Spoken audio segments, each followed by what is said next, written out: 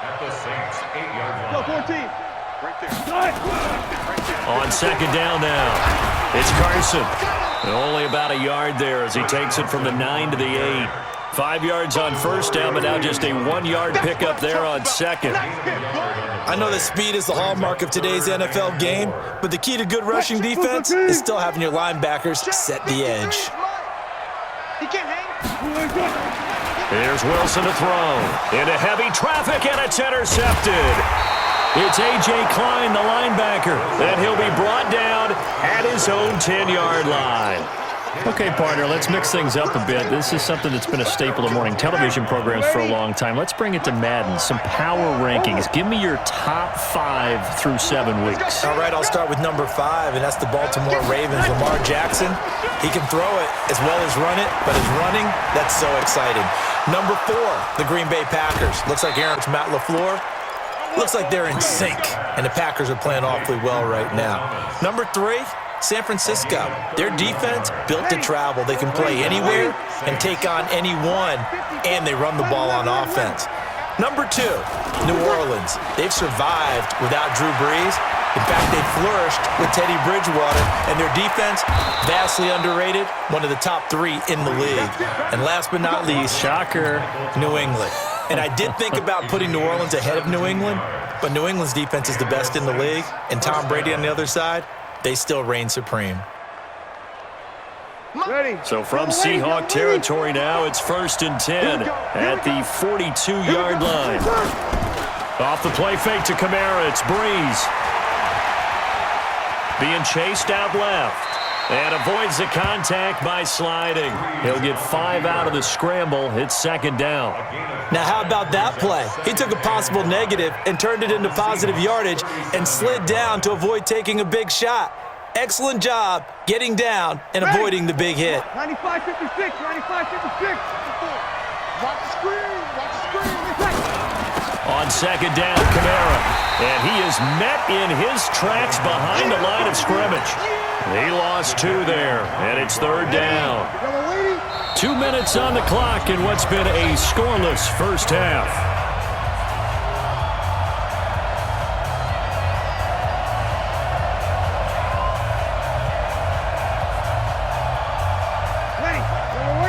We remind you that coming up at halftime, we'll take you to Orlando and Jonathan Coachman. Coach will have highlights and analysis of this first half, one that's featured no touchdowns as of yet on either side. So his job's a little bit easier for this halftime. Need to give the coach some highlights here. Yes, we do.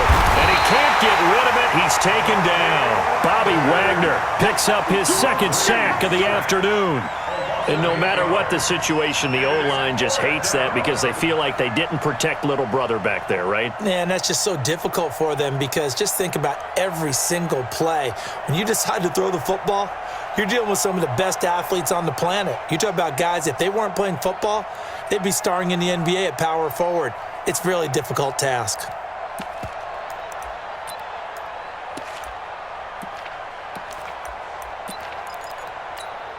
And how about this? 4th and long, and they're going to go for it.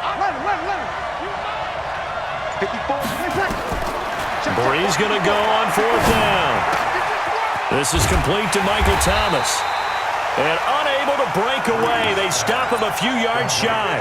The Saints' decision to go for it backfires. And the Seahawks are going to take over the football. So good starting field position for him here as they come up 1st and 10 at their 35-yard line. The throw right side is complete here on the first play of the drive. Down, but not before he works it past the 50. The drive starting play, a good one. Give him 19. First and 10 at the 46-yard line. They'll throw on 1st down with Wilson. Rush coming, and he's taken down. The amount of sacks that they've absorbed in this game is absolutely extraordinary. Let's just face it. This offensive line, flat out, cannot handle this pass rush. It's been demonstrated time and time again. Throwing on 2nd and long. Wilson. Oh, he tries to get it to Metcalf, but it's intercepted. Picked off by Eli Apple, and he'll take it across midfield and down to the 48-yard line. You can easily see the logic. It's a tie game. They just wanted to press it a little bit right before the half, hoping to get one more score. Yeah, easy to second-guess the result, but now you have to think after that interception, just a field goal, and they're behind at the break. Yeah, I think at the half, the head coach just says, look, that's on me. I wanted to press it, but it's because I believe in you guys. Whip. Watch the whip. Hey, kill. Now a first down carry. It's Kamara. And he'll be taken down at the 44-yard line. And give him 4 yards there. It'll be 2nd and 6. Trying to get one more in here before the quarter breaks. It's now 2nd and 6. So 2 quarters down, 2 remain. Charles and I return after the break. And we welcome you back now. Alongside Charles Davis, I'm Brandon Gunn, getting set for quarter number 3 here. After a rare scoreless first half, these teams now just looking for something as the second half gets underway. And that'll carry over the back line of the end zone for a touchback.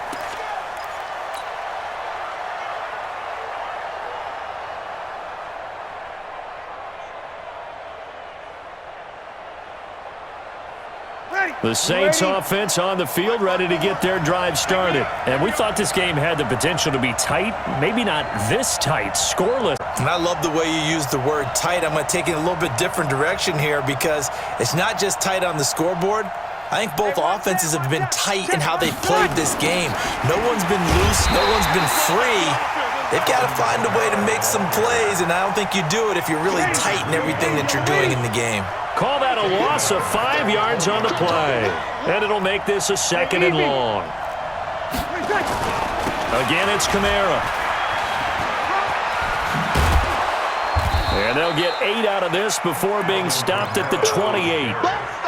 But you've got to give kudos to your offensive line and the guy carrying the ball because they were in a 2nd and long situation. It seemed pretty dire, but they brought it back to 3rd and manageable with that run.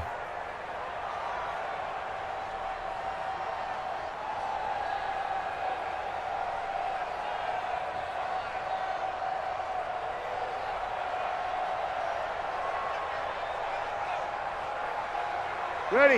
Yellow lady. 54. Let's go, D. Now Breeze on 3rd down. And the pressure gets to Breeze as he's taken down. Jaron Reed muscles his way in for the sack. And we say it all the time, have to be able to get rid of the ball sooner than that. You have to help your offensive line out. They're going to protect you as best they can. And if you're getting 3 to 5 seconds to throw the ball, they're doing a really nice job. But when you hold it and give up a sack, you're really almost discrediting their work. Boy, not deterred from those first 2 failed attempts. They're going to go a 3rd time here on 4th down. And now before they run this 4th down play, we're going to get a timeout. It's just their first, so 2 remaining as they burn one here in this 3rd quarter.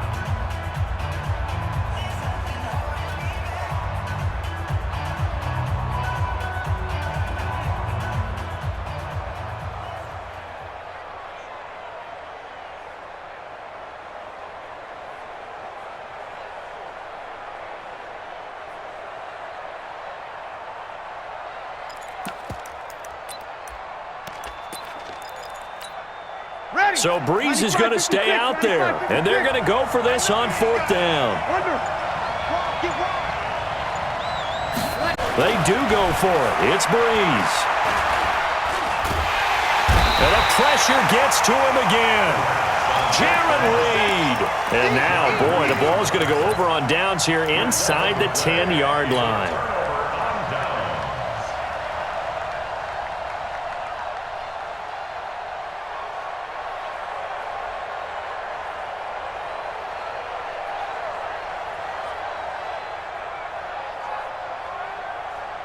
Breaking the huddle, 1st and goal as the return team has set him up with golden field position. They'll toss it out to Carson, and they'll lose yardage here. They go backwards to the 13-yard line. That's going to wind up a loss of a full 3 yards on 1st down. And the Saints signal for another timeout. And that's going to leave them with just